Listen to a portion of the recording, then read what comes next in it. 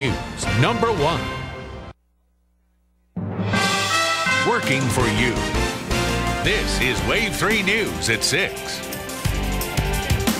Another record-breaking day across Kentucky. And a good evening. Thanks for joining us. I'm Scott Reynolds. Janelle has the night off.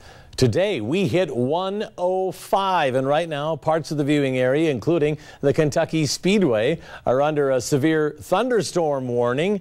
That might cool it down a little bit. Meteorologist Brian Good joins us from the backyard tonight. We can't get a live report out of there right now at Sparta, I guess, Brian, because that thunderstorm has approached. Yeah, in fact, we got reports of tents being blown over now at the Speedway. Wind gusts reported there about 50 miles per hour. There's no really a rain event taking place. It's just a gust front from storms closer to Cincinnati that have blown through Carroll County down to Gallatin County that have prompted that warning to be issued. We even have a little gust front in Indiana. I'll show you that here in a second. First off, though, as you mentioned, Scott, we had 105 today.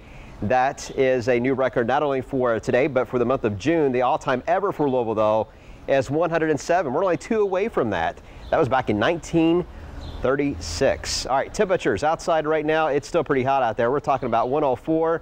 103 to 104 has been the average temperature here in the Louisville area. 104 right now, 104 in Austin. Seymour down to 81. I'll show you why in just a second. The heat index, though, this is what it feels like. When you step outside, it still feels pretty hot out there, right around 111. Now, those storms north and east of Carrollton.